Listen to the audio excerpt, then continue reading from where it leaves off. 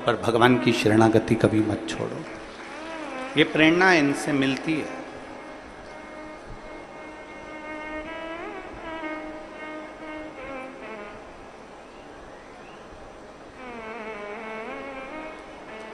महाराज,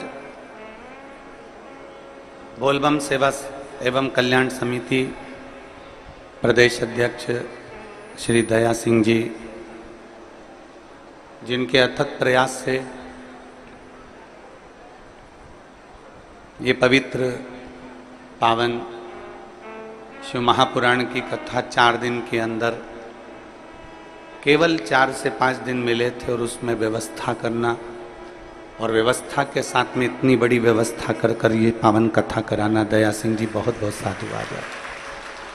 आपकी बोलबम सेवा कल्याण समिति को भी बहुत बहुत धन्यवाद है, जो पूरी समिति इतनी जागरूकता से इस कथा को करवाई।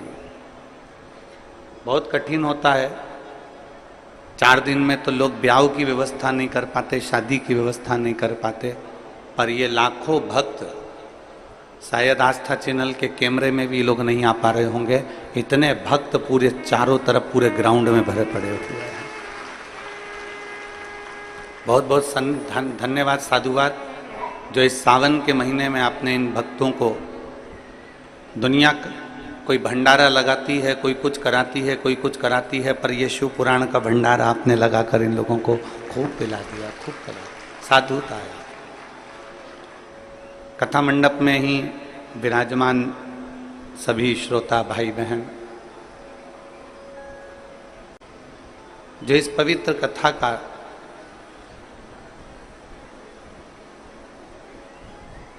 लाभ ले रहे हैं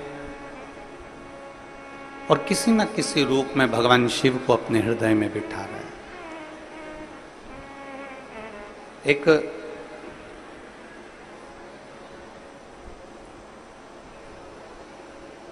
दुनिया का सबसे बड़ा पाप कौन सा है?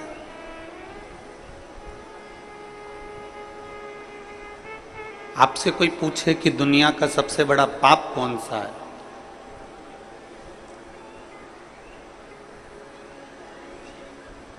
शिव महापुराण की कथा कहती है कि दुनिया का सबसे बड़ा पाप कौन सा है?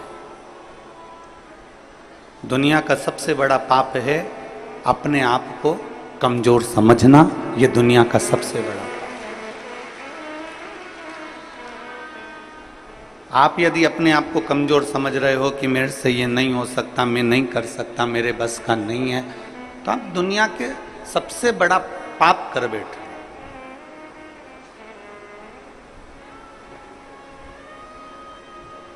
अपने आप को कभी कमजोर मत समझो। रोग से ग्रसित भी हो गए हो तो भी अपने आप को कमजोर मत समझो। कोई बड़ी बीमारी भी लग गई है तो अपने आप को कमजोर मत समझो। कोई बहुत बड़ा टेंशन यदि आपके माथे पर आकर बैठ गया है तो भी अपने को कमजोर नहीं समझो। अपने आप को हम कमजोर क्यों समझे? विषम परिस्थिति में भी जो मुस्कुराता है, भोलेनाथ उसका साथ हमेशा देता है, हमेशा। दुनिया का सबसे बड़ा पाप है अपनी आप को कमजोर समझना।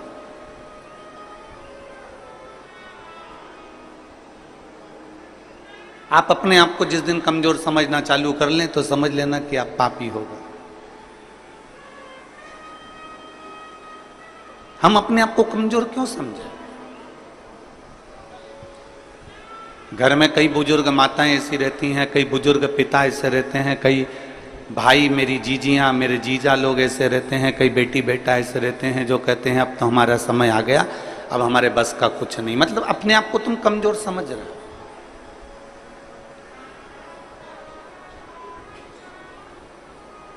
हम पूरे भिलाई वासियों से एक बात पूछना चाहते हैं, जितने लोग कथा में बैठे हैं और जितने लोग आस्था चैनल पर कथा सुन रहे हैं, जितने लोग फेसबुक यूट्यूब पर कथा सुन रहे हैं, आपसे एक बात पूछें, आप उत्तर देंगे सभी लोग? बोलो, जम के बोलो जरा, पक्का?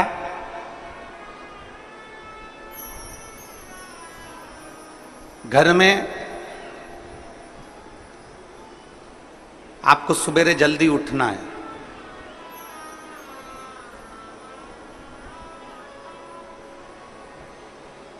कहीं जाना है, कोई कार्य करना है, आपको जल्दी उठना है, तो आपने अलार्म लगाया। मान लो 4 बजे का लगाया या 5 बजे का लगाया या 3:30 बजे का लगाया।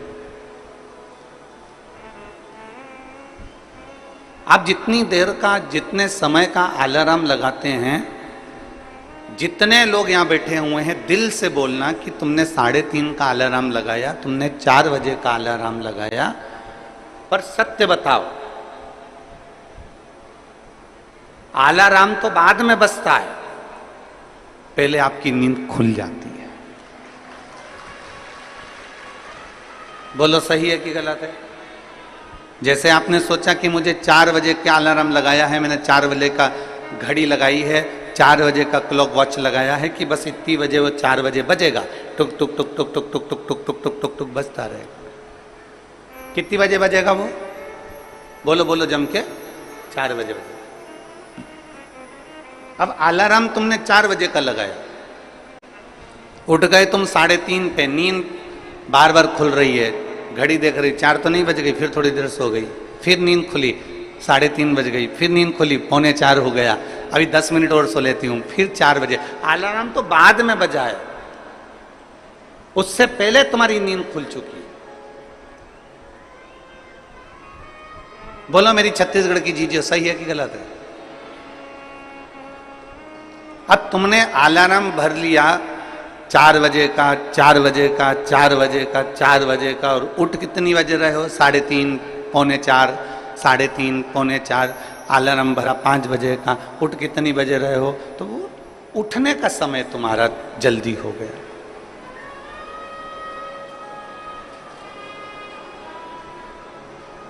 अलार्म तुमने 4 बजे का भरा है, अलार्म तुमने 5 बजे का भरा, परंतु तुम जल्दी उठ गए। अब जितनी मेरी बुजुर्ग माताएं बैठी हैं और जितने मेरे बुजुर्ग पिता बैठे हैं और जितने मेरे बहन बैठी हुई हैं, मेरी जीजियां बैठी हैं, मेरे जीजा बैठे हैं, मेरी माताएं बैठी हैं, मेरे भाई बैठे हैं, आप सबसे निवेदन है, आपने भी अपने दिल में एक अलार्म बनाकर रख लिया। कौन सा अलार्म? जरा सा पेट दुखा और तुमने अलार्म बना लिया, कहीं मुझे बड़ी बीमारी तो नहीं हो गई, कहीं मुझे कहीं गठान तो नहीं हो गई, कहीं मुझे रोग तो नहीं हो गया, कहीं मुझे ये तो नहीं हो गया। जरा सा छाती में दर्द हुआ, तुमने अलार्म बनाकर रख लिया कि मेरे कोई कहीं ब्लॉकेज तो नहीं हो गया, कहीं मेरे हार्ट में कमजोरी तो नहीं हो गई। थोड़ी सी चलने में हापड़ी भराई तो तुम्हें लग गया कि मुझे कहीं दमे की बीमारी तो नहीं हो गई, मुझे सांस की बीमारी तो नहीं हो गई। याद रखना, 4 बजे का अलार्म लगाया तो 3:30 बजे नींद खुल जाती है। उसी तरह तुम जो दिन भर सोचते हो कि मेरे साथ ये तो नहीं हो गया, वो तो नहीं हो गया, वो तो नहीं हो गया, वो तो नहीं हो गया, तो वो चीज तुम्हारे सामने हो ही जाती है। इसलिए शास्त्र कहता है कि दुनिया का सबसे बड़ा पाप है अपने आप को कमजोर समझना। कभी कमजोर मत समझो, हमेशा अपने आप को बलवान समझो।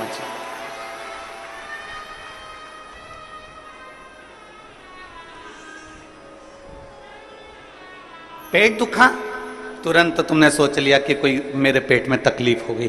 छाती दुखी, मेरे को तकलीफ हो गई। सिर दुखा, मेरे को तकलीफ हो गई। आंखों में प्रॉब्लम हो गई, हो सकता है प्रकृति है, चलता रहता है, कभी अच्छा आता है, कभी बुरा आता है। कोई जरूरी नहीं है कि सारे रोग तुमको ही हो जाएंगे, सारी बीमारी तुमको ही हो जाएगी, पर तुमने सोच लिया। जांच कराने जा रही हो ना, तो सबसे पहले सोच के जा रही हो, मुझे ऐसा लग रहा है कि कहीं बड़ी बीमारी के चांस ना हो जाए। मतलब तुमने वो घड़ी भर ली है, तुमने वो अलार्म भर लिया।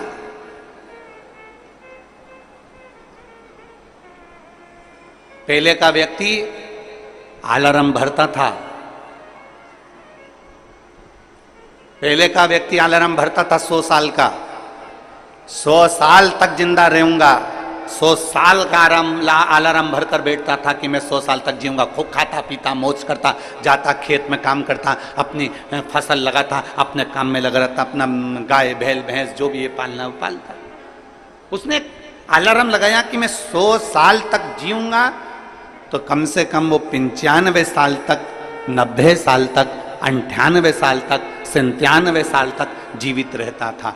आज का व्यक्ति 60 साल में अंदाजा लगा लेता है कि अब तो मेरे शरीर से नहीं बन रहा, अब तो मेरे को जाना है, तो मालूम पड़े 55 में ही अटैक आता है और निपट जाता है। तुमने अलार्म लगा लिया।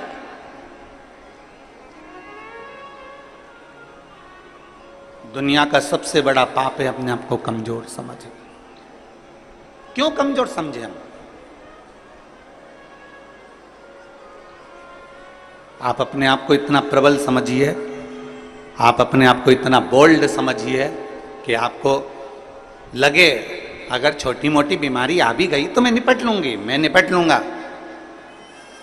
बोल बम का नारा है, आ गई अगर थोड़ी बहुत तकलीफ आई, थोड़ी बहुत अगर कष्ट आया तो है बाबा बेटा, मेहनत करेंगे, परिश्रम करेंगे, देखा जाएगा। और शंभु शरने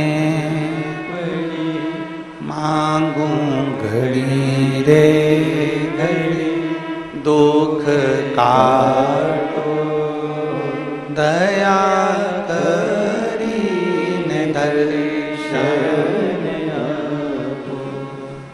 शंभु शरणे पड़ी मांगू घड़ी रे घड़ी, दुख काटो दया करीने दर्शन आपो। आप कमजोर क्यों समझे? आप हिम्मत क्यों हारे?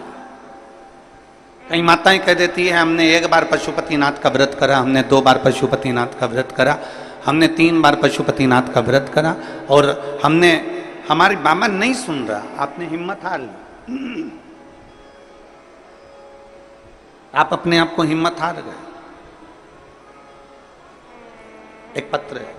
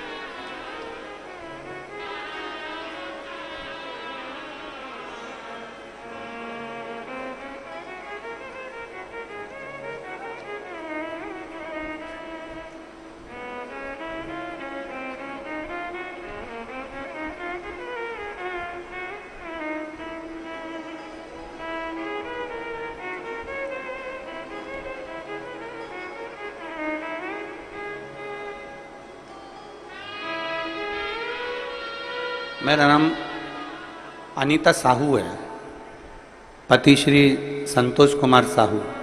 डीले कम करो। रामनगर भिलाई की निवासी हूँ। कहीं बैठी हो तो हाथ हिला सकती हूँ।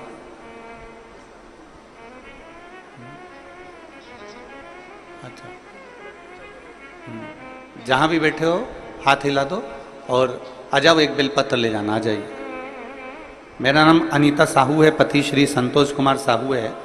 रामनगर भिलाई, मोबाइल नंबर मेरा ये है। एक लोटे जल का मैं क्या वर्णन करूं। 2023 मई में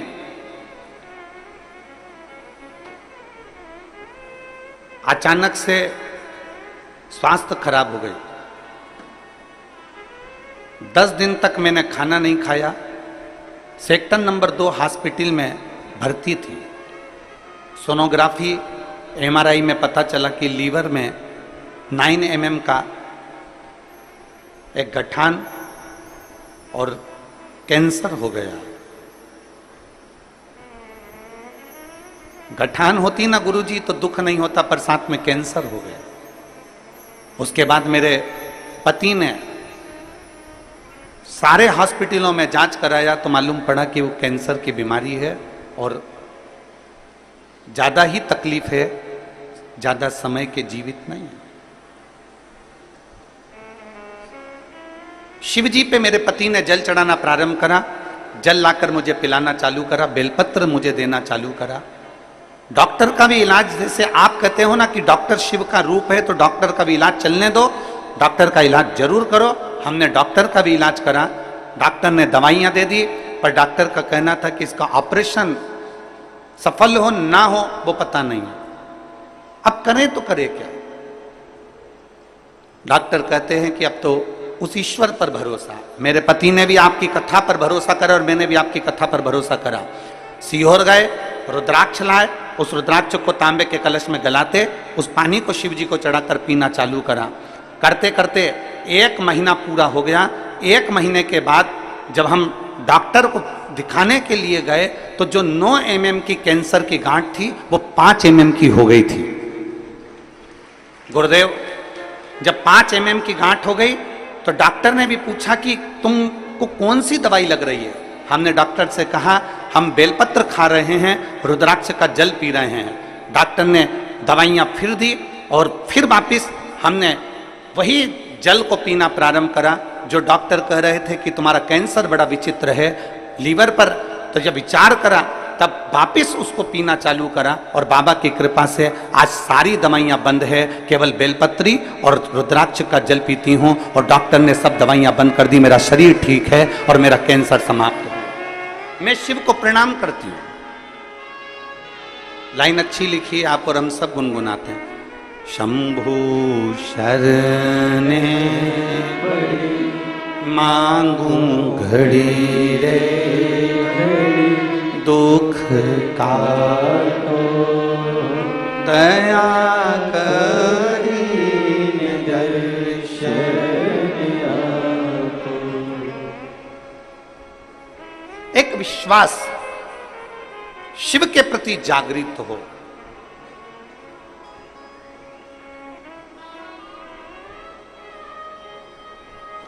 हम तो कहते हैं जैसे ये कथा बोलबम सेवा एवं कल्याण समिति करा रही है,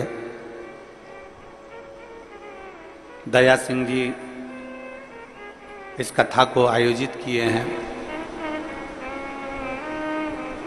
अमलेश्वर में कथा हुई, साहू जी खंडेलवाल जी आयोजित किए। इस 6 नंबर सेक्टर में पहले कथा हुई, विनोद सिंह जी इस कथा को कराए थे। फिर एक कथा और हुई थी भिलाई में जो एक समिति ने कराई थी। ऐसे कई हम कहेंगे कि जो कथा के आयोजक होते हैं ना, जो कथा करवाते हैं, हम उनको धन्यवाद देना चाहते हैं। कम से कम आपके कराई हुई कथा से ना जाने कितनों की बीमारियां और कितनों के दुख और कितनों के कष्ट ठीक हो जाए। थोड़ा मेहनत तो आपकी लगती है, पर आपके परिश्रम से ना जाने कितनों को लाभ मिल जाता है, कितनों को।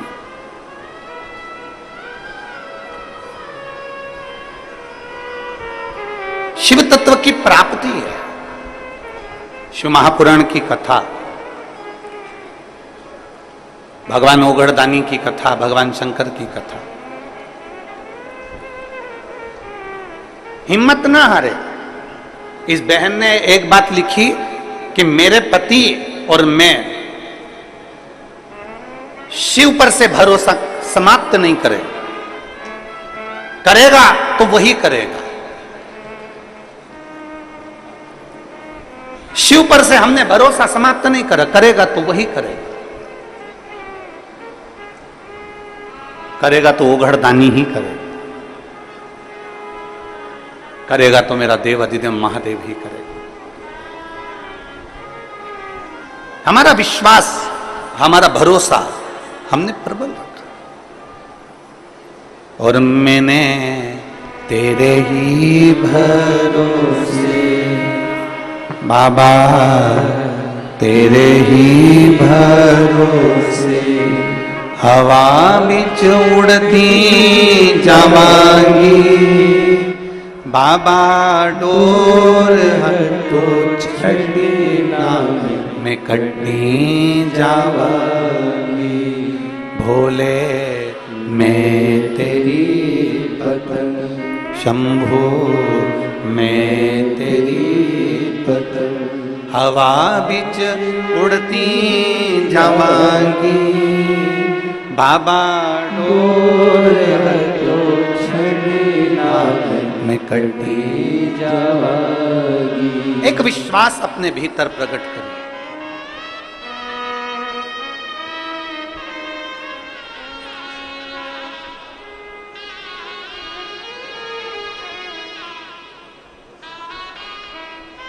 बेटा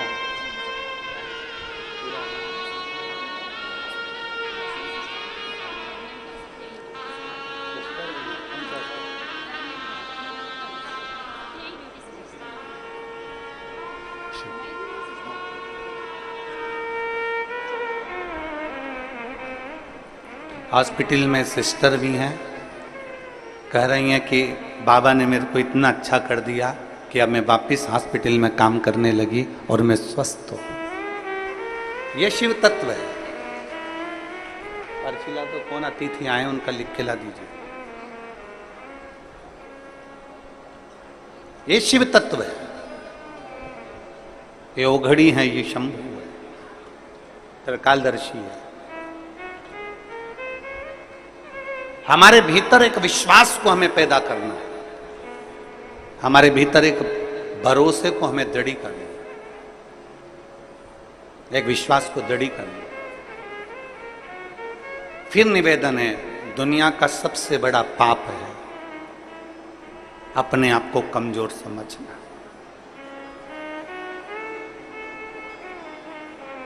पार्वती मैया जब बाल्यावस्था की थी तब साधना में माता पार्वती जी डूबी रही। सप्तऋषियों ने जाकर समझाया माता पार्वती जी को कि शिव तुम्हें नहीं मिल सकते, भगवान शंकर तुम्हें नहीं मिल सकते।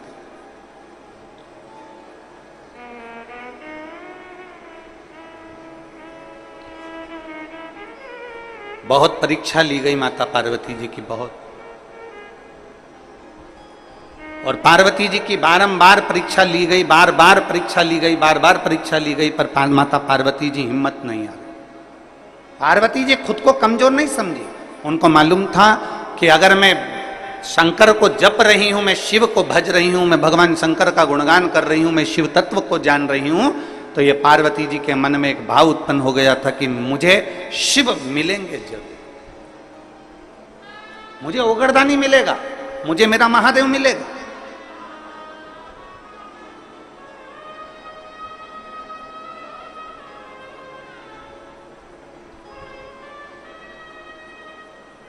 और ध्यान दें, शिव को पाने की ललकता आपके भीतर होना चाहिए।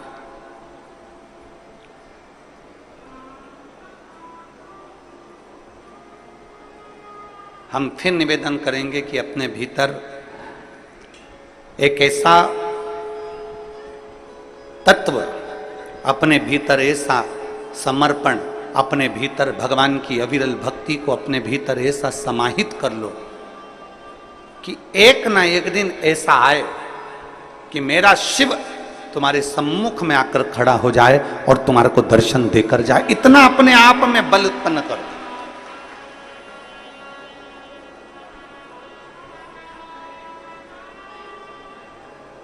और हो सकता है, हम आपसे पूछें, अभी चीटा देखा है? चीटा बोलते हैं कि मकोड़ा बोलते हैं? यहां पे क्या बोलते हैं, चीटा की मकोड़ा? अरे जम के तो बोलो, चीटा ना। चीटा जब जन्म लेता है तो उसमें पंख रहते हैं क्या? जम के बोलो जरा। नहीं रहते। चीटा जब जन्म लेता है तो उसमें पंख नहीं रहते, पर चीटा अपने कर्म में लगा रहता है, अपने कार्य में लगा रहता है, और कर्म करता रहता है, कार्य करता रहता है, करता रहता है, करता रहता है, करता रहता है, करता रहता है। धीरे धीरे धीरे धीरे चीटे में पंख आ जाते हैं। देखे आप लोगों ने चीटे में पंख? चीटा जन्म लेता है जब उसमें पंख नहीं होते हैं, चीटे में पंख नहीं रहते हैं, पर चीटा अपना कर्म करता रहता है, कर्म करता रहता है, तो चीटे में पंख आ जाते हैं। चींटे में पंख उत्पन्न हो जाते हैं और वो चींटा भी उड़ने लगता है।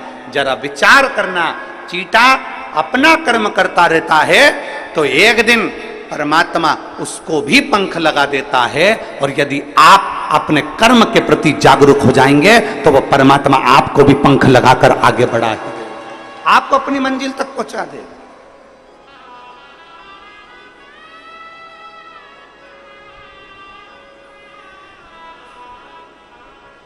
चींटे में पंख नहीं होते, पर धीरे धीरे वो कर्म करता गया, कर्म करता गया, करता गया, और उसमें पंख लग गए। कर्म करता गया और उसमें पंख आ गए, वो उड़ने लगा, वो आगे बढ़ने लगा। आप अपना कर्म करिए, जिस कर्म में आप लगे हुए हो प्रबलता से उसमें लगे रहिए, उसमें लगे। जिस कर्म को आप करना चाहते हो उसको कर्म को आप प्रबलता से करते रहिए। एक दिन मेरा परमात्मा भी आपको उड़ान देगा, एक दिन मेरा परमात्मा, मेरा भोलेनाथ भी आपको उन्नति की सीढ़ी पर चढ़ा देगा। आप कर्म के प्रति जागरूक तो रहो। आप कर्म के प्रति जागरूक नहीं और सोचें कि हम बहुत कुछ कर लें, हम बहुत ऊंचे उठ जाएं, हम बहुत आगे बढ़ जाएं, तो शिव महापुराण की कथा कहती है कर्म प्रधान है, आपका कर्म पहले करना है। श्रीमद् भगवत कहती है, श्रीमद् भगवत गीता कहती है, श्रीमद् भागवत कहती है, रामचरितमानस कहती है, विष्णु पुराण कहती है, गर्ग संहिता कहती है, स्कंद पुराण कहती है, नर्मदा पुराण कहती है, लिंग पुराण कहती है। ऐसी कोई पुराण नहीं जो कर्म की प्रधानता नहीं बताती। प्रत्येक पुराण कर्म प्रधान है, और प्रत्येक पुराण कहती है कि आप अपने कर्म में जागरूक रहिए, आप अपने कर्म में प्रबलता बनाकर रखिए।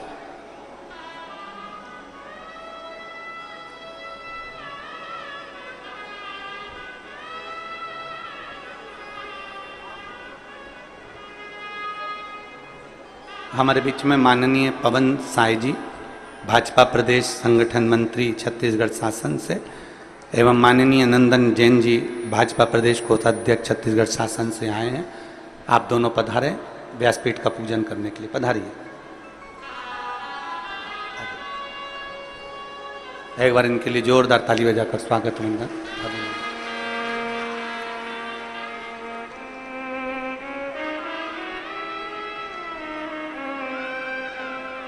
एक चींटे में भी पंख आ सकते हैं,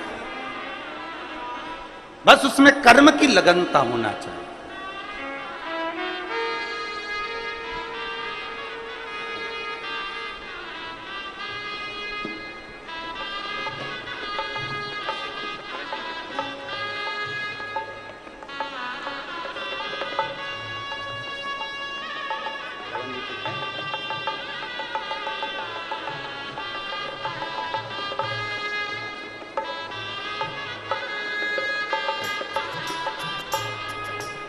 एक अपनी कर्म की लगनता प्रबल होना चाहिए।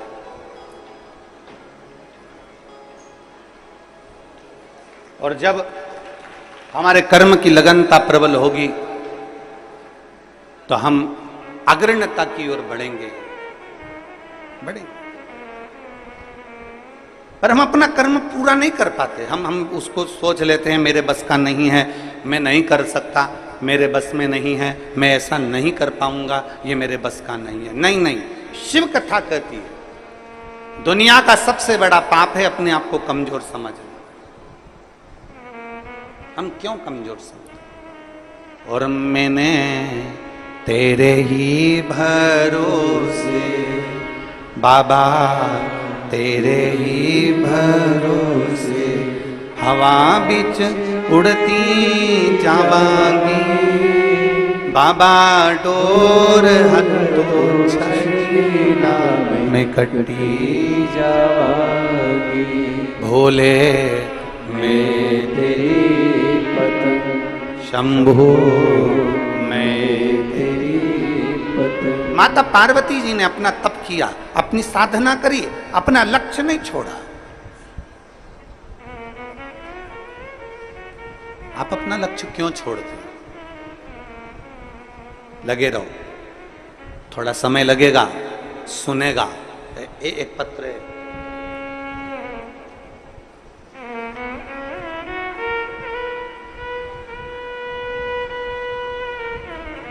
मैं राजकुमारी यादव, पति श्री शांतिलाल यादव, पोरिया कला, पुरानी बस्ती, वार्ड नंबर 54, दुर्ग की निवासी हूं। आप ही हैं? श्री शिवाय नमस्तुभ्यं। एक लोटे जल का मैं क्या वर्णन करूं? आ जाओ, बेलपत्र लेकर चले गए।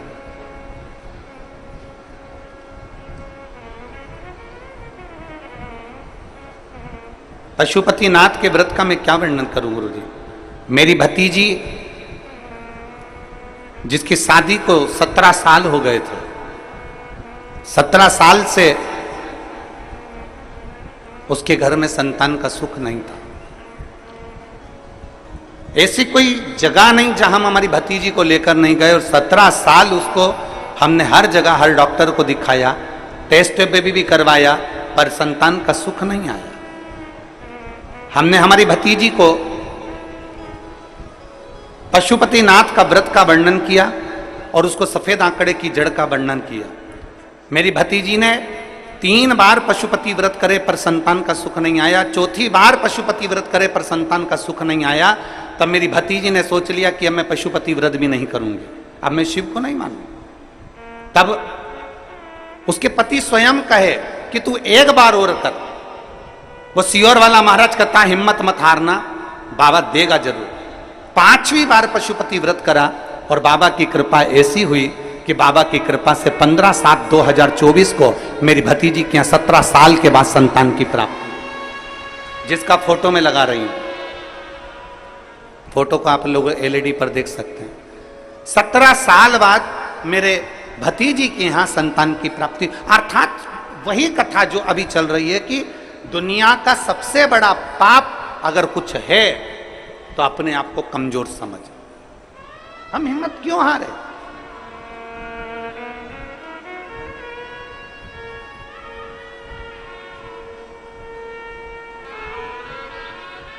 क्यों हिम्मत हारे?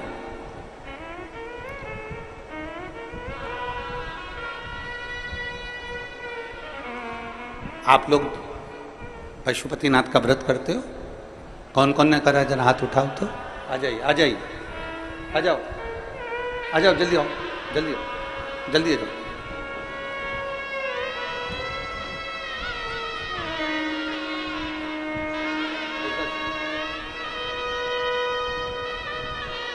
बधाई आपकी भतीजी को, बधाई।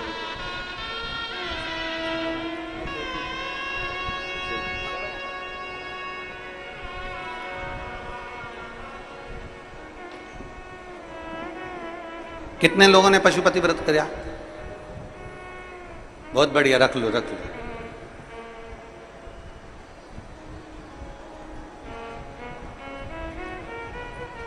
कई व्रत करने वाली माताएं, मेरी जीजी, मेरे जीजा, मेरी बेटियां, मेरे बेटे ऐसे हैं जिनका बाबा ने सुन भी लिया, और कई ऐसे भी हैं जिन्होंने 1 व्रत, 2 व्रत, 3 व्रत करे होंगे और बाबा नहीं भी सुने।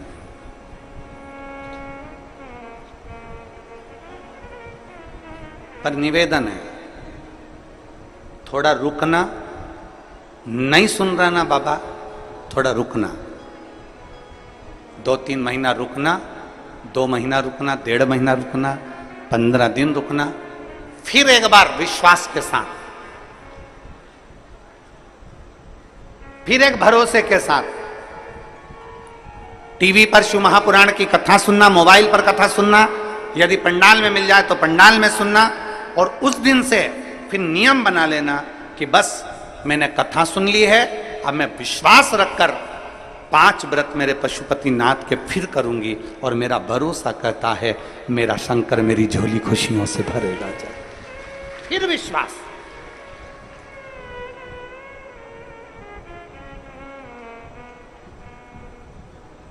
कल हम जब मिल रहे थे, दया सिंह जी कल जब सबसे मिला रहे थे, तो वहां पर एक पत्र एक बेटी ने दिया, एक पत्र। उस पत्र को तो हम यहाँ लेकर नहीं आए, कक्ष में होगा। उस पत्र में एक बेटी ने लिखा कि हम जिस गांव में रहते हैं,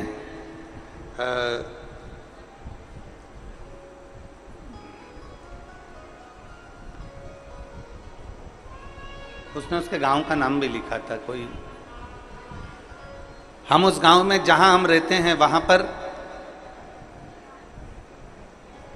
जितने भी हमारे साथ वाले हैं, जितने भी हमारे साथ में मंदिर जाया करते थे, देवालय, पूर्व की बात बता रहे हैं गुरुजी, जब जाया करते थे तो धीरे धीरे धीरे धीरे उन्होंने मंदिर जाना बंद कर दिया और दूसरी जगह जाना चालू कर। अब मंदिर जाने वाले कम हो गए थे और दूसरी जगह जाने वाले, रविवार को जाने वाले ज्यादा हो गए थे। हम केवल 6 लेडीज ऐसी थीं जो हमारे गांव में हम भगवान को भजते थे, भगवान को मानते थे, पर हम शिव को भी नहीं जानते थे, हम तो केवल भगवान को मानते थे कि भगवान को मानना। हमारे गांव की बात बता रहे हैं गुरु जी।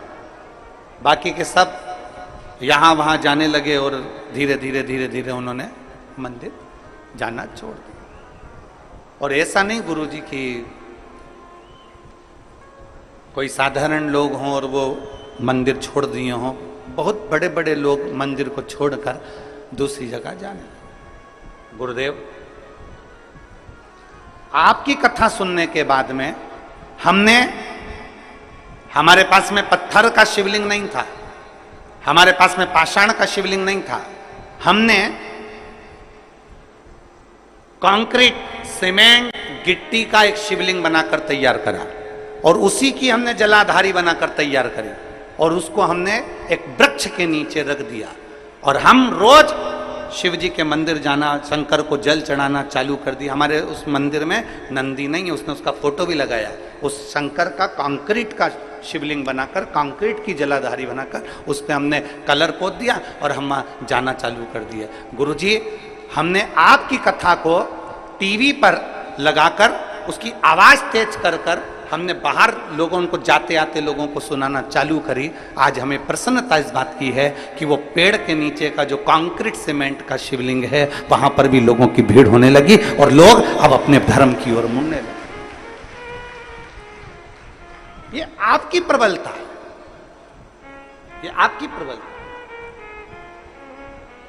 ये आपका विश्वास है, ये आपका भरोसा है।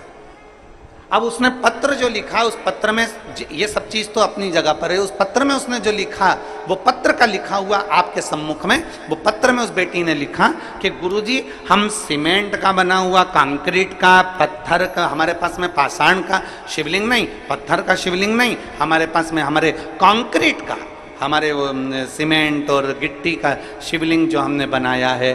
अब आप हमें ये बताएं, क्या हम उस पर जल चढ़ाते हैं, हम उसकी पूजन करते हैं, तो क्या हमको शंकर जी के शिवलिंग का पुण्य मिलेगा?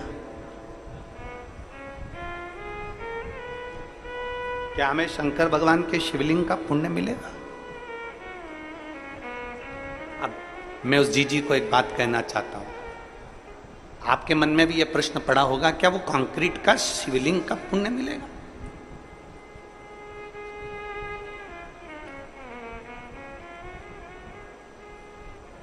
पहले तो मैं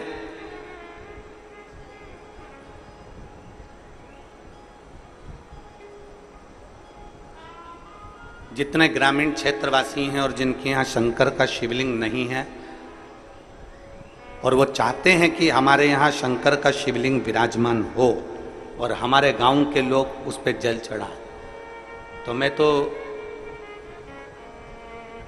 ये जितनी समितियां यहाँ पहले कथा करवा चुकी हैं, चाहे वो दया सिंह जी हैं, आपको भी कहूँगा, और पीछे के जितनी समितियां पूर्व की भी हुई हैं और आसपास अमलेश्वर और हमारे क्षेत्र में जहाँ जहाँ हमने कथा करी है, एक ऐसा छत्तीसगढ़ में एक ऐसा स्थान नियुक्त किया जाए कि अगर किसी ग्रामीण में भी अगर शिवलिंग की जरूरत हो तो ओमकारेश्वर से या ममलेश्वर से या नर्मदा के तट से एक कंकर का भले छोटा सा शिवलिंग लाकर दिया जाए, जिससे वो गांव में पूजन होने लगे और उस गांव की आनंद।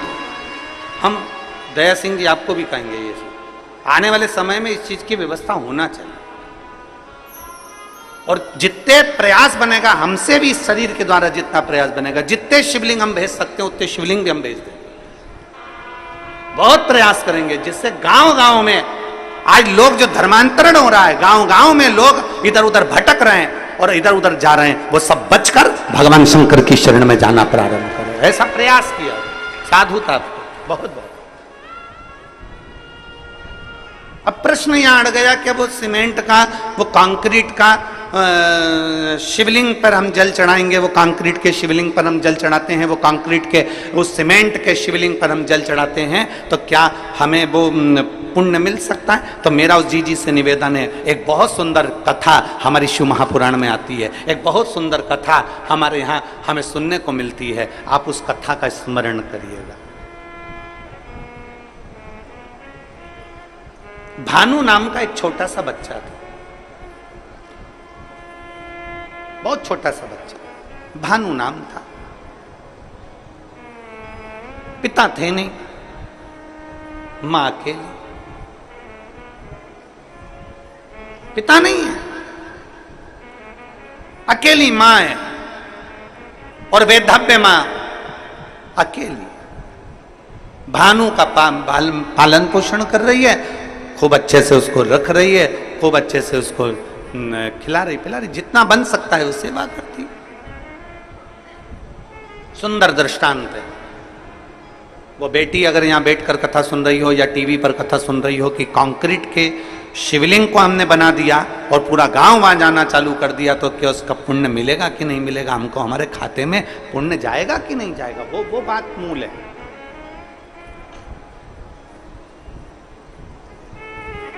हमारे पास शिवलिंग नहीं था तो हमने वो कंक्रीट का बना दिया, तो उसका पुण्य है कि नहीं उसके लिए? भानु की मां उसका पालन पोषण कर रही है। घर में इतना वैभव नहीं है, घर में इतना धन नहीं।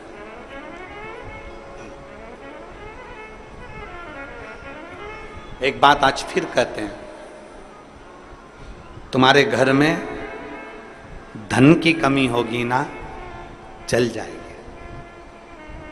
धन की कमी होगी तो बच्चा बचपन में रोएगा, धन की कमी होगी तो बच्चा खिलौने के लिए रोएगा, धन की कमी होगी तो बच्चा कपड़े के लिए रोएगा, धन की कमी होगी तो बच्चा गाड़ी के लिए रोएगा।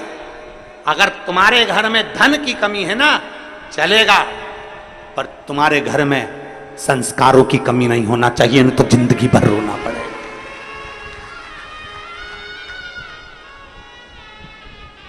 घर में अगर धन की कमी है तो चल जाएगा, 2 रोटी कम खाओगे, रूखी खाओगे, सूखी खाओगे, चल जाएगा, बचपन निकल जाएगा, जवानी निकल जाएगी, पर संस्कारों की कमी नहीं होना चाहिए।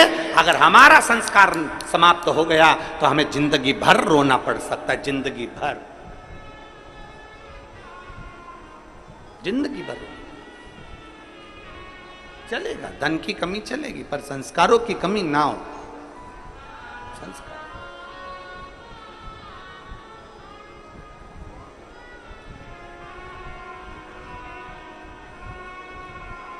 और जितना बन सकता है अपने संस्कारों में कोई कमी ना है। भानु की मां भले धन में कमी थी पर संस्कारों में कमी नहीं रखी भानु की। एक दिन भानु ने अपनी मां से पूछा, मां सबके घर में खूब सा राशि ठाठ है पर हमारे घर में कुछ नहीं है। मां के मुख से निकल गया, जिस दिन महादेव चाहेगा उस दिन ठाठ भी दे देगा, जिस दिन महादेव चाहेगा उस दिन ठाठ दे देगा। 5 वर्ष का भानु जहां भी खेलने बैठता है, जहां भी खेलता है, खेलते खेलते मिट्टी को उठाकर, धूल को उठाकर, जो जमीन पर खेलता है तो वहां की मिट्टी को ऐसा इकट्ठा करता है, शिवलिंग बनाता है, जलाधारी बनाता है, पेड़ पत्ती का पत्तियां तोड़ता है वृक्षों से, उसके ऊपर चढ़ा देता है। थोड़ी देर बाद भानु उसको मिटा देता है। फिर कहीं खेलता है, मिट्टी में गया, मिट्टी का शिवलिंग बना लेता है, पत्तियां तोड़ता है, शिवजी पे चढ़ा देता है, उसको मिटा देता है। 4 छोटी छोटी डंडियां लाकर खड़ी करता है, उस पे झोपड़ी बनाता है, उसके अंदर एक मिट्टी का शिवलिंग बना लेता है, उस पे पत्तियां लाता है, तोड़कर चढ़ा देता है। ये केवल भानु की कथा नहीं, ये आपकी और हमारी भी कथा है। बचपन में कई बेटियां, बचपन में कई बेटे, बचपन में छोटे छोटे लड़के, सोमवार आता है, मंगलवार आता है, बुधवार आता है, गुरुवार आता है, ऐसे कई दिन, कोई शिवरात्रि, कोई सावन का महीना आता है, छोटे छोटे बच्चे डंडियां लाते हैं तोड़कर, छोटी छोटी डंडियां तैयार कर कर उस पर छप्पर डालकर उसमें मिट्टी का शिवलिंग बना लेते हैं, उसका श्रृंगार कर देते हैं, उसके ऊपर पत्ता पत्ती लाकर चढ़ा देते हैं। कई लोग हंसते हैं, बताओ कैसा मूर्ख है, कैसे इसमें अकल नहीं है, छोटा सा बच्चा है इसने ऐसा कर लिया। घर के अंदर वो भगवान की पूजन करता है, छोटा सा बच्चा।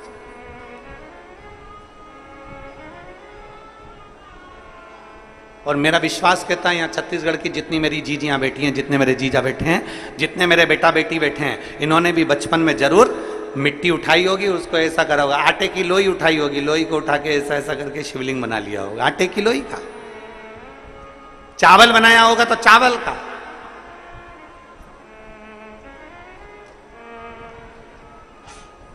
बोलो बोलो, सही है कि गलत है? बचपन में खेलते समय मिट्टी का, धूल का, पत्थर का, आटे का, जो मिल जाता था उसका हम शिवलिंग कई बार बना लेते थे। कितना सुंदर कहा इस दृष्टांत के अंदर कि भानु मिट्टी का शिवलिंग बनाता, मिटा देता, जो मिल जाता उसको, धूल मिल जाती धूल का बनाता, मिटा देता।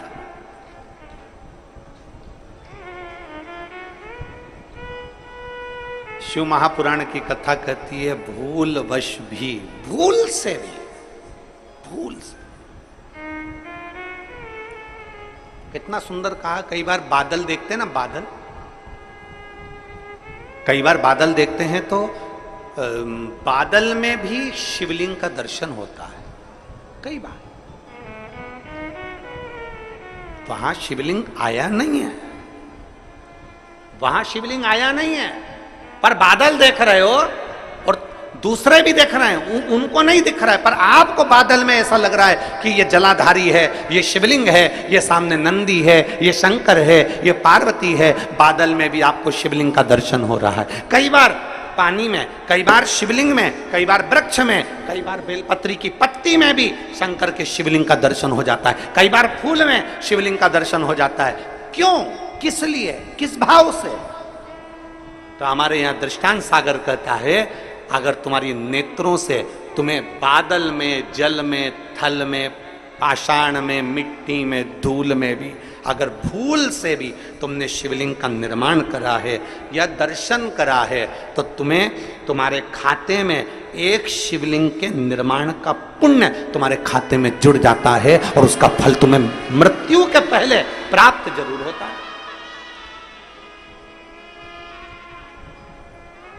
वो मिलता जरूर है।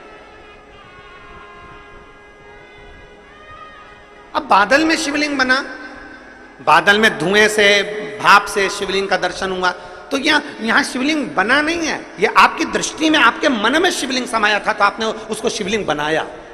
वो देख ऐसा लग रहा है, ऐसा लग रहा है ना कि सामने जलाधारी है, ऐसा लग रहा है ना सामने शिवलिंग है, ऐसा लग रहा है ना कि सामने शंकर है। मतलब तुमने अपने दिल से बादल में भी शिवलिंग बनाया है, मतलब एक शिवलिंग बनाने का पुण्य तेरे खाते में जा चुका है। तुमने बेलपत्र में दर्शन करा, देखो ऐसा लग रहा है ना ये जलाधारी है, ये शिव है, ऐसा लग रहा है ना, मतलब तुमने बेलपत्र में भी शिवलिंग बनाया है, एक शिवलिंग का पुण्य तुम्हारे खाते में चला गया। केवल एक मिट्टी का बनाया, पाषाण का बनाया या कोई चीज का बनाया, ये हमारे खाते में पहुंच गया। एक शिवलिंग भले तुमने दिल से, मन से, भाव से बनाया, पर पहुंच गया।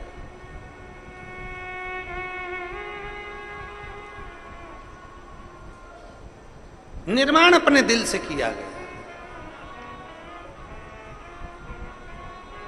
महाराज कितना सुंदर कहा किसी ने कि आर्थिक स्थिति ठीक हो ना हो, आर्थिक स्थिति ठीक हो ना हो चलेगा, पर मानसिक स्थिति ठीक होना चाहिए तो जिंदगी सार्थक हो सकती। आर्थिक स्थिति ठीक हो ना हो चलेगा, पर मानसिक स्थिति ठीक होना चाहिए।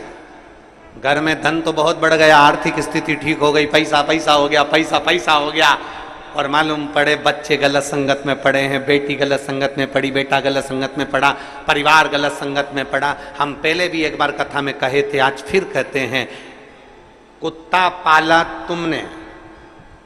किसने पाला? तुमने। कुत्ते को चेन बांधी तुमने, कुत्ते को पट्टा बांधा तुमने, कुत्ते को भोजन कराया तुमने, कुत्ते को स्नान कराया तुमने, कुत्ते को इत्र लगाया तुमने, कुत्ते को अच्छा अच्छा खिलाया तुमने, कुत्ते को घुमाने ले गए तुम, कुत्ते से प्रेम करा तुमने। और जरा विचार करिए, तुम्हारा ही पालतू कुत्ता एक दिन तुम कोई काट खाए तो तुम्हें कैसा लगेगा? बोलो, जल्दी बोलो, अरे बोलो तो। अच्छा लगेगा?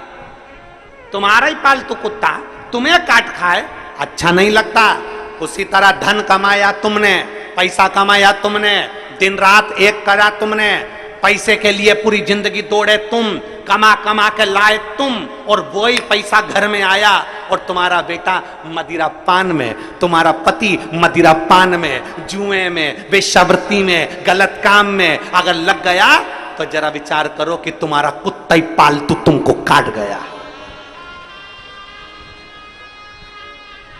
तुम्हारा पालतू कुत्ता तुम्हें काट गया। जरा विचार करिए, तुम्हारे कमाए धन को अगर तुम वेश्यावृत्ति में लगा रहे हो, तुम्हारे कमाए धन को तुम जुए में लगा रहे हो, तुम्हारे कमाए धन को तुम मदिरा में लगा रहे हो, तुम्हारे कमाए धन को तुम गलत जगह पर लगा रहे हो, तो समझ लेना कि तुम्हारा पालतू कुत्ता तुम्हें काट रहा है। तुम्हारा कुत्ता तुम्हें काटे ये अच्छी बात नहीं है।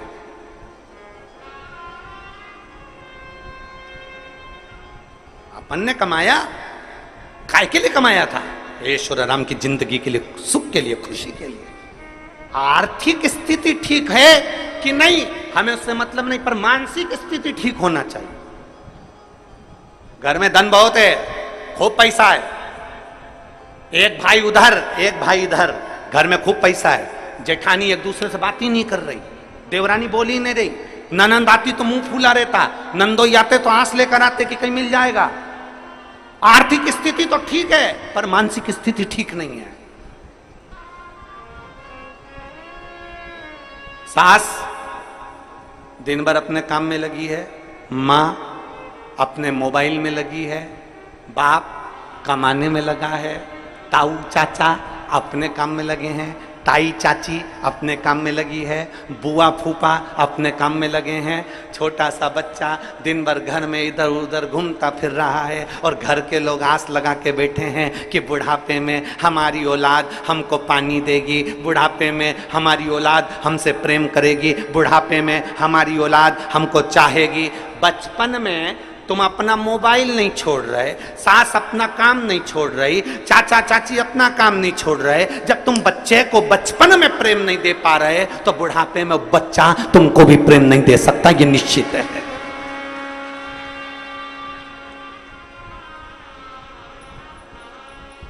सवेरे 7 बजे का बच्चा स्कूल जाता है। कितनी बजे स्कूल जाता है? बोलो बोलो, तुम बोलो। 6 बजे, 7 बजे बच्चा स्कूल जाता है, 8 बजे स्कूल जाता है। कितनी बजे आता है? बोलो बोलो, जम के बोलो। है 1-2 बजे आता है, 1 बजे, 2 बजे, 1:30 बजे, 3 बजे, 12 बजे, जितनी बजे भी बच्चा आता है। सुबह 8 बजे का गया बच्चा 12-1 बजे आता है। 12-1 बजे बच्चा आता है और आते से ही बच्चा आया और आने के बाद उसको मम्मी ने बस थोड़ा बहुत खाने पीने का दिया और मालूम पड़े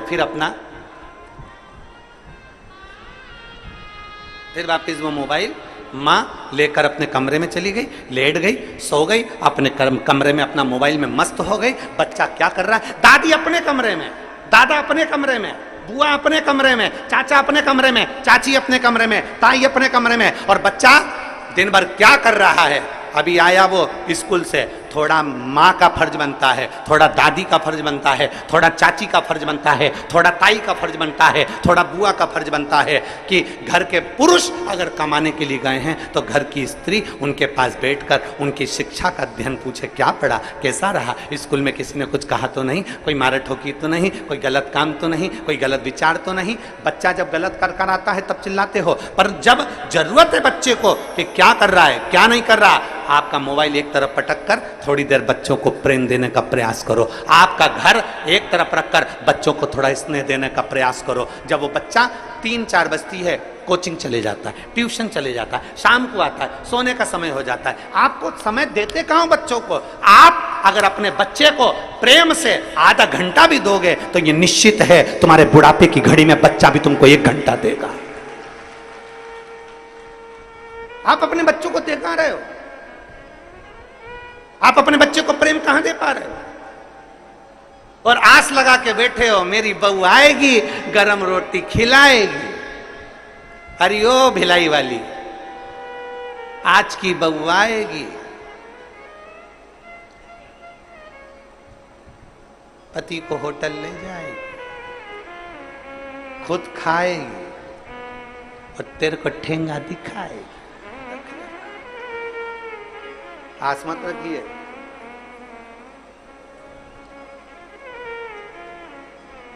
आर्थिक स्थिति ठीक ना हो चलेगा, पर मानसिक स्थिति ठीक रखिए। धन नहीं है ना तो भी संतुष्ट रहो, और धन है तो भी संतुष्ट रहो। धन है तो भी खुश, नहीं है तो भी खुश। हम जिस दिन से पहले दिन से यहां आए हैं भिलाई में कथा करने के लिए, दया सिंह जी जिस समय हमको एयरपोर्ट लेने के लिए गए, एयरपोर्ट से जब हमको लेके आ रहे थे उस समय से लेकर आज तक इनके मुख पे एक ही चीज रटी हुई है, गुरु जी हर साल कथा करने आओ, हम हर साल व्यवस्था करें। ऐसा एक दिन नहीं गया कि इन्होंने, इस व्यक्ति ने एक बार भी अगर छोड़ दिया हो, ऐसा कोई दिन नहीं गया। रोज एक ही बात, गुरु जी सावन का महीना या कोई भी महीना आप दे दिया करो, साल में एक बार हमारे भिलाई वासियों को शिव महापुराण की कथा सुनने को मिल जाए। बस प्रयास साधुता आया, ऐसा प्रयास।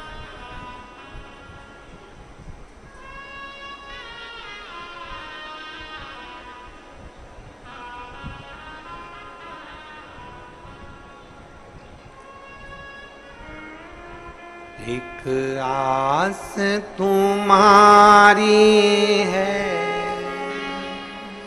विश्वास तुम्हारा है, भोले बाबा सुन भी लो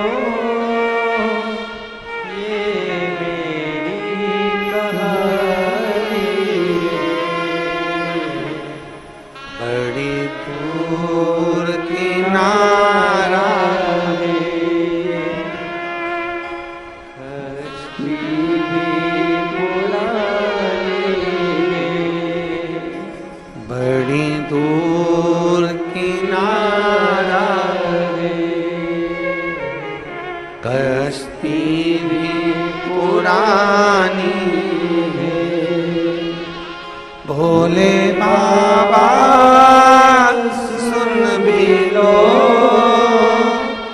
ये मेरी कहानी है। मैंने तुमको पुकारा है,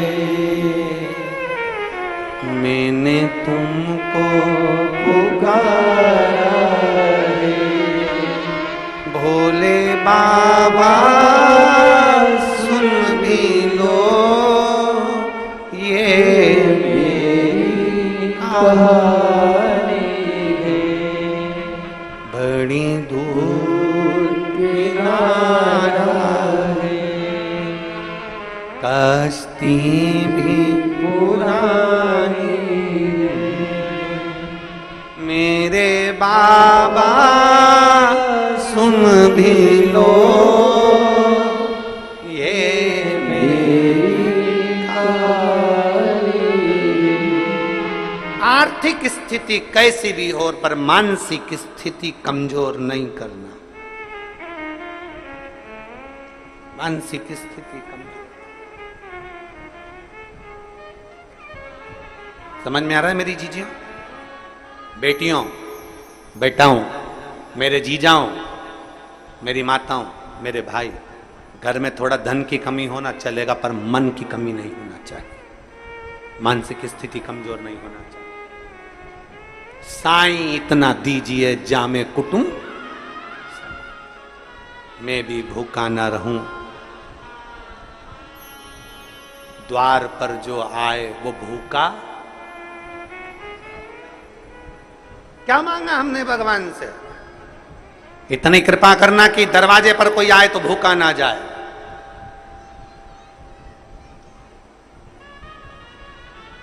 इतनी कृपा करना कि द्वार पर कोई आए तो खाली ना जाए।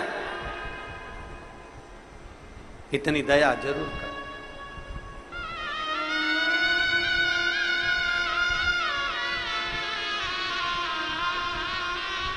हमारे बीच में श्री तोषेंद्र साईं जी, माननीय मुख्यमंत्री जी के सुपुत्र भी यहाँ आए हैं। मैं आमंत्रित करता हूँ आकर व्यासपीठ का पूजन करें। एक बार जोरदार ताली बजाकर स्वागत वंदन अभिनंदन।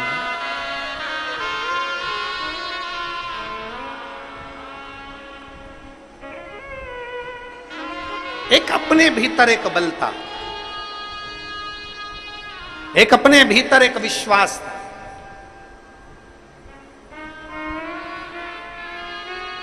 एक अपने भीतर एक भरोसा, एक दृढ़ता होना चाहिए।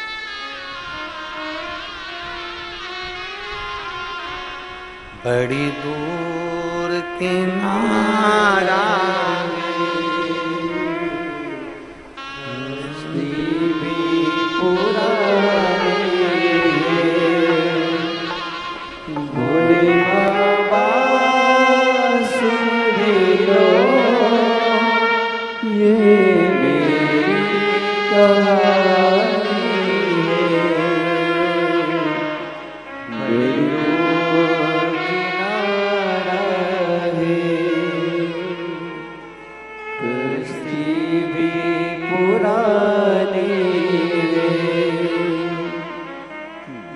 बाबा सुन भी लो ये मेरी कहानी।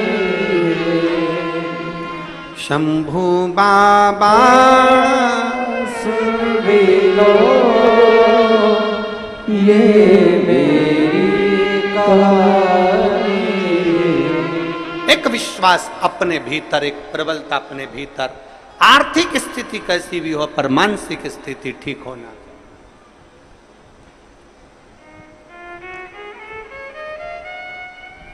मन ठीक रखिए। बेटी ने प्रश्न किया कि कंक्रीट से बना हुआ शंकर का पूजन कर रहे हैं, क्या पुण्य मिलेगा? शास्त्र कहता है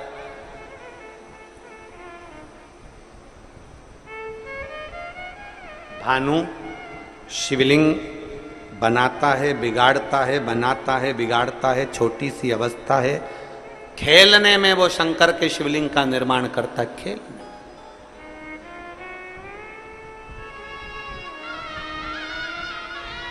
उसका फल मिलेगा।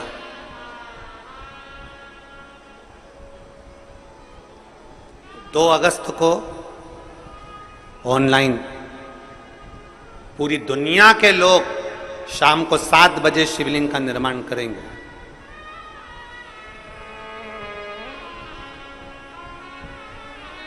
दो अगस्त को पूरी दुनिया के लोग, पूरा विश्व, देश में क्या विदेश में भी लोग भगवान शंकर के शिवलिंग का निर्माण करेंगे। आस्था चैनल पर ऑनलाइन भगवान शंकर का पूजन होगा।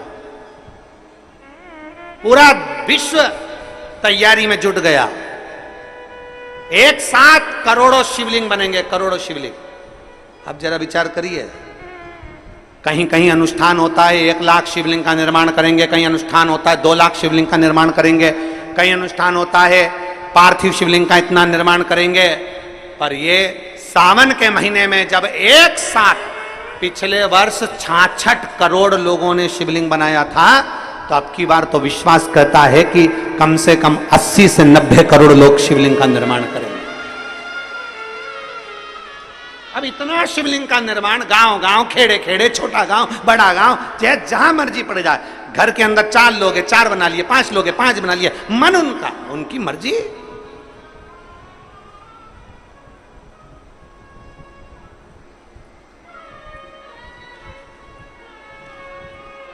इतना शिवलिंग बनेगा और इतना शिवलिंग का निर्माण होगा, तो जरा विचार करिए, आप जब अपने घर में शिवलिंग का निर्माण करेंगे तो क्या मेरा भोलेनाथ जब तुम्हारे घर में आएगा तो ऐसे ही चले जाएगा क्या?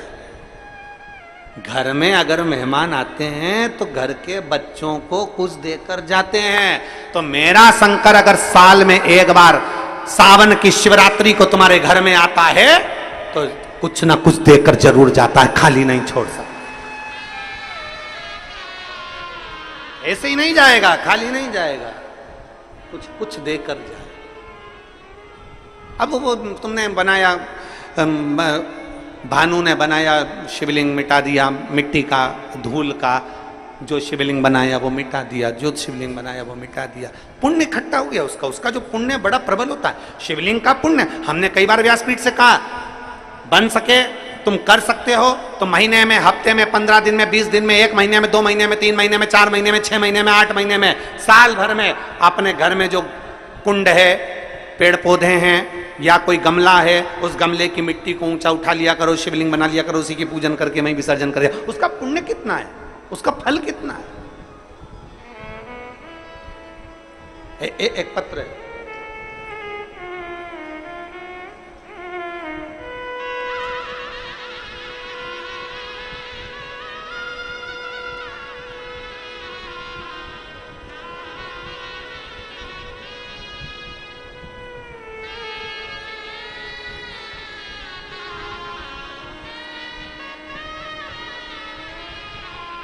नेहा चौहान,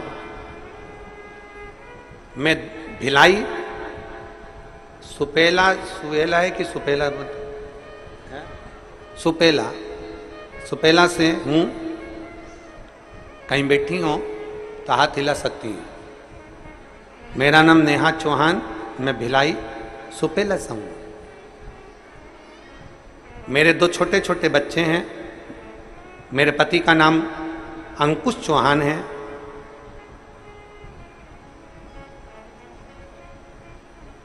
गुरुदेव,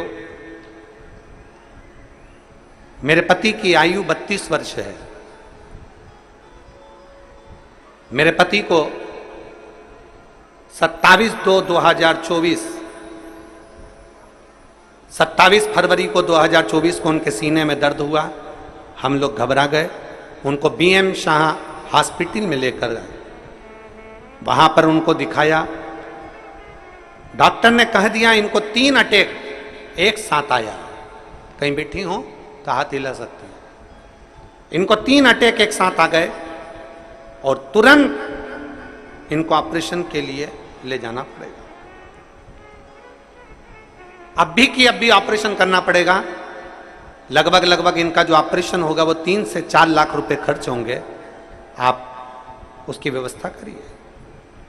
हमने कह दिया आप इलाज चालू करो, हम आते हैं। आप इलाज चालू करो, कागज पर साइन करें। इलाज प्रारंभ हुआ। हम गए, हमारे तन पर जो गहने थे और हमारे घर में जो भी सामान था, हमने हमारे परिचित के यहाँ पर वो दुकान पर जाकर उसको गिरवी रख दिया। 30 मिनट में हम वापिस पैसे की जुगाड़ कर हॉस्पिटल पहुंच गए।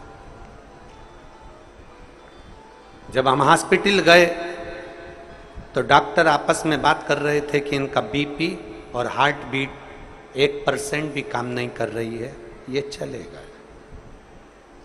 हमने हमारा पूरा गोल्ड जो भी सामान था वो गिरवे रखकर हम पहुंचे। 30 मिनट हमको लग गए थे और उतने में डॉक्टर ने कहा कि इनकी BP भी काम नहीं कर रहा, हार्ट बीट 1% भी काम नहीं कर रही है, ये शरीर जा चुका। हमारे पति अंकुश की डेथ हो गई है, वो मर चुके हैं। सारे डॉक्टर आपस में बात कर रहे पर हमसे कोई बोल नहीं रहा कि हुआ क्या।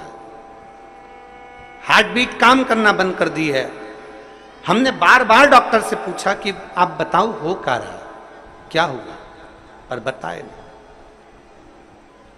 हमारे कानों में भनक लगी कि हमारे पति चले गए।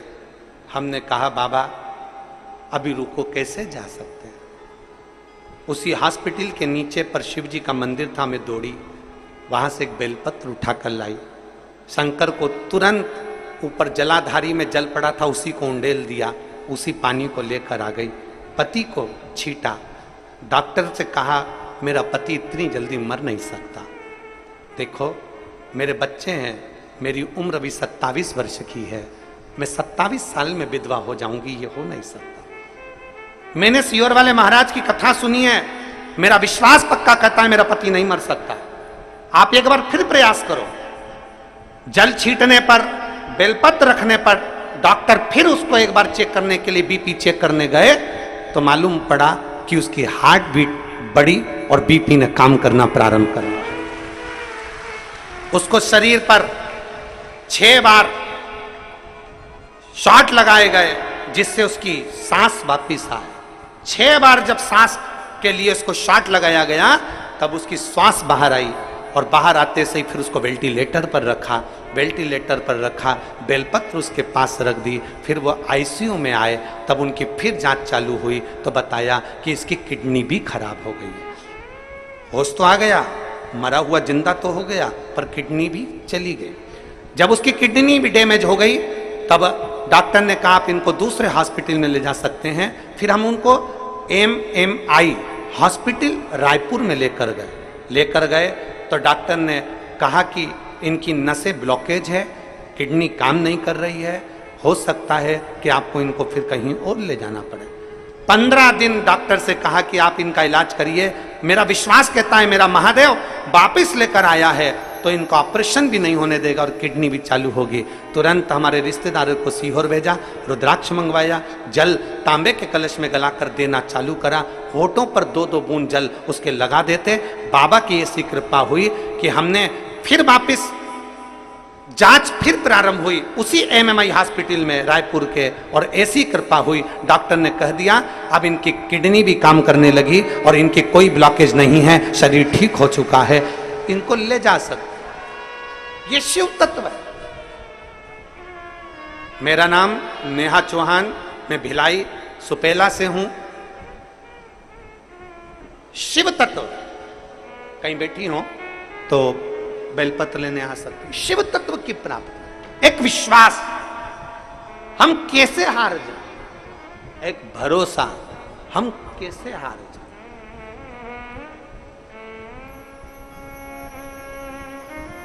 अरे भाई, शिव पुराण कहती है, भगवान शंकर की कथा कहती है,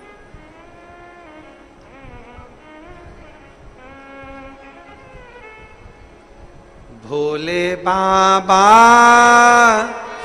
सुन भी लो ये मेरी कहानी।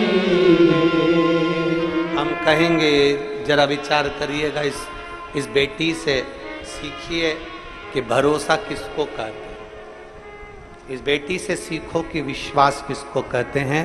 अपने कानों से सुन लिया कि अंकुश चौहान, कानों से सुन लिया कि मेरा पति मर चुका है, पर तुरंत शिव पर भरोसा। अब डॉक्टर क्या, डॉक्टर ने भी कह दिया कि अब अंतिम है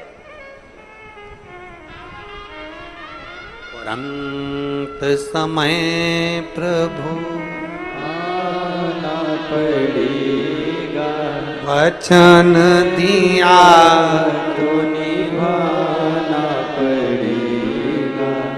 आए ना आए प्रभु को डूबर कभी ना, अंत समय प्रभु आना पड़ेगा, वचन दिया तो निभाना पड़ेगा, अंत समय प्रभु आना पड़ेगा। एक विश्वास अपने भीतर जागृत तो करो, एक विश्वास अपने भीतर जड़ी तो बनाओ।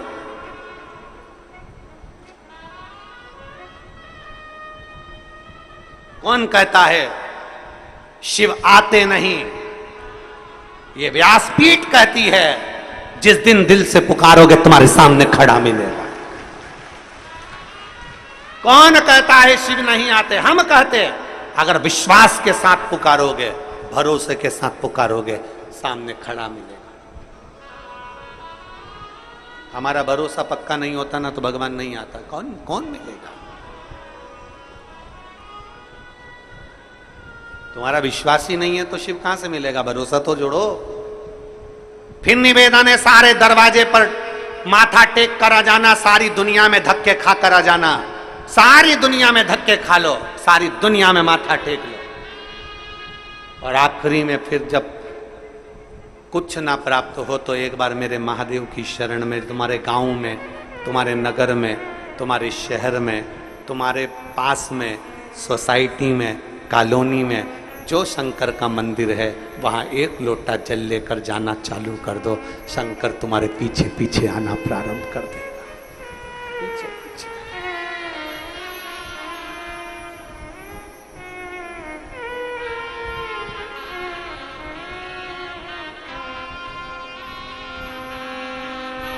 इसके पास नहीं शिव, सर्वस्व शिव है, सर्वस्व।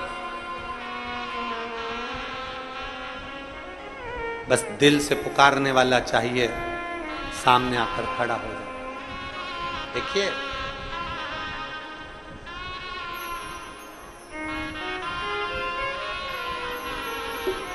एक सुंदर सा, बैंक में पैसा जमा करने की भी लिमिट होती है, सीमा होती है। रोज 50,000, 60,000 एटीएम से पैसा निकालने की भी एक सीमा होती है। नौकरी करने की भी एक सीमा होती है, उम्र की एक सीमा होती है।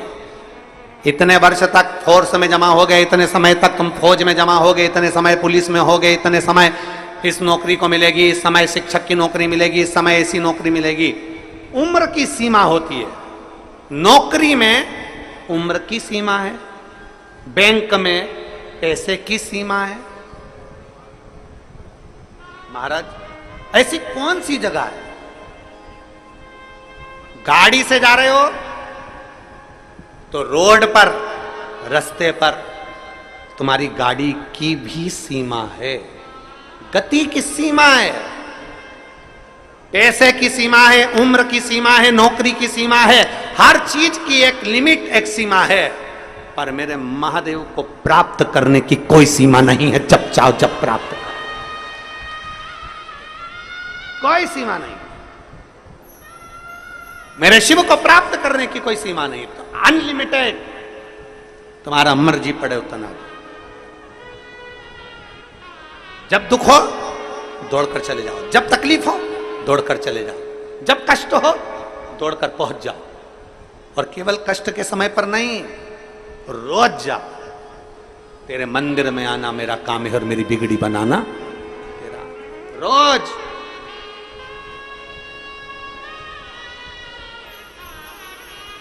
रोज क्यों? आप रोज अगर भगवान के मंदिर जाओगे तो तुम्हारी दुख की घड़ी में तुम्हें भगवान के मंदिर नहीं जाना पड़ेगा। दुख की घड़ी में जिस महादेव के मंदिर में तुमने जल चढ़ाया है, वो महादेव तेरे दरवाजे पर आएगा। तुझे नहीं जाना पड़ेगा, वो आएगा।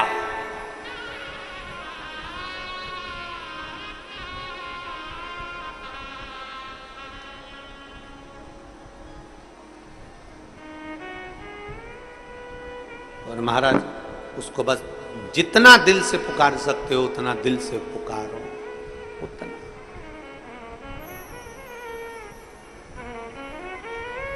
आप उसको भजोगे वो मिलेगा। महाराज, शिव महापुराण की कथा कहती है, शिव महापुराण का चरित्र कहता है, भानु शिव तत्व को प्राप्त करता है। एक दिन भानु जा रहा था रास्ते से, एक वृक्ष की पत्ती को तोड़कर मट्टी के ढेले पर शिव को समझकर चढ़ा रहा था। और उसी मट्टी के ढेले में से मेरे महादेव प्रकट होकर उस भानु को दर्शन दे दे। उसी मट्टी के ढेले। मेरा जीजी से निवेदन है, जो कर रही है कंक्रीट का शिवलिंग का पूजन कर रहे हैं, हमारे यहाँ शिवलिंग नहीं है, हमने बना लिया क्योंकि लोग दूसरी जगह जाना चालू कर दिए थे। लोग दूसरी जगह जा रहे थे तो हमने सीमेंट का बना लिया अपने पेड़ के नीचे। अब जनता वहां जल चढ़ा रही, उसका फल मिलेगा कि नहीं मिलेगा? शिव महापुराण की कथा कहती है, यहां तो शास्त्र कहता है कि आसमान में देखकर भी शिवलिंग का तुमने मन से निर्माण कर लिया तो उसका भी फल हमें प्राप्त होता है। तुम जिसका शिवलिंग बनाओगे शंकर शंकर है तो प्रकट होगा, प्राप्त होगा, निश्चित है।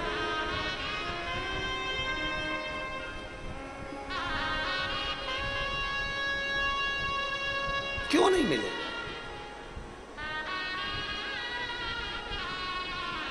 वो आप लोग कहते हैं ना, जब कोई नहीं आता मेरा बाबा आता है, मेरे दुख के दिनों में वो बड़ा काम आता है, मेरे दुख के दिनों में वो बड़ा काम आता है। अरे हो के नंदी पैसा वार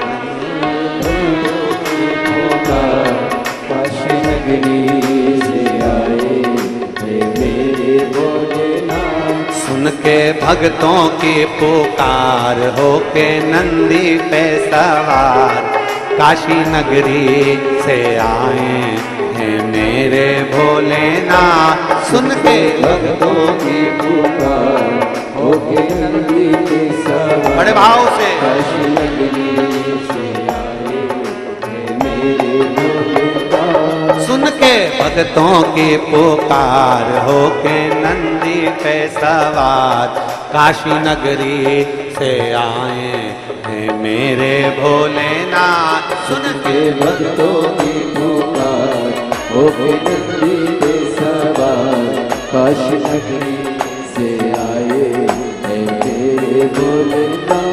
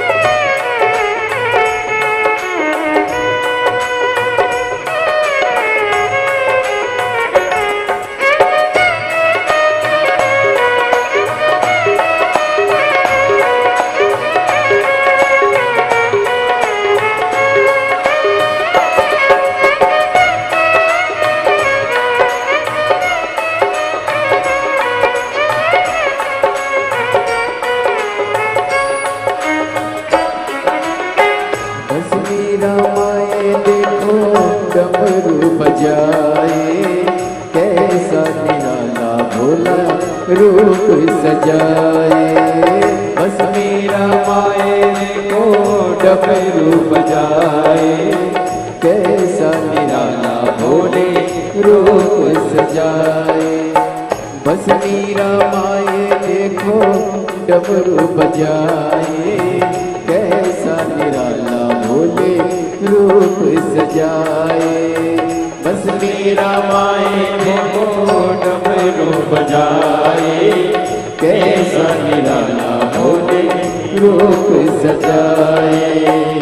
गले में है सर्पों का होके गद्दी पे सवार, काशी नगरी से आए मेरे भोलेनाथ। सुन के भक्तों की पुकार होके नंदी पे सवार, काशी नगरी से आए मेरे भोलेनाथ।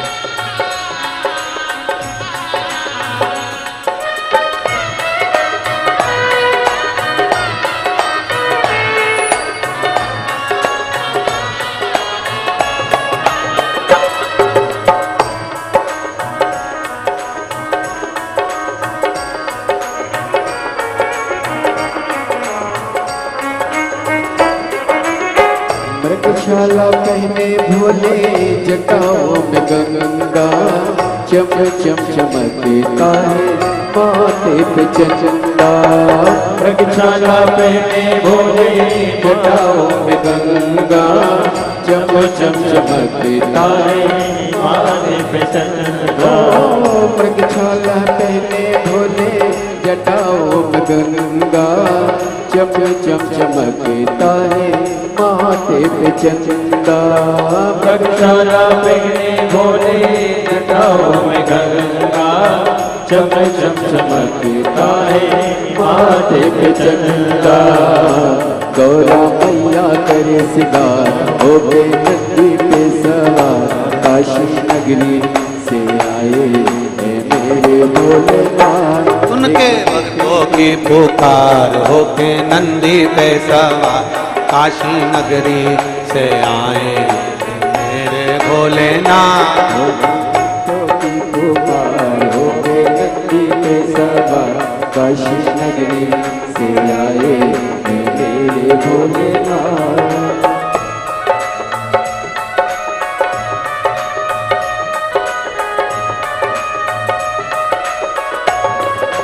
भोले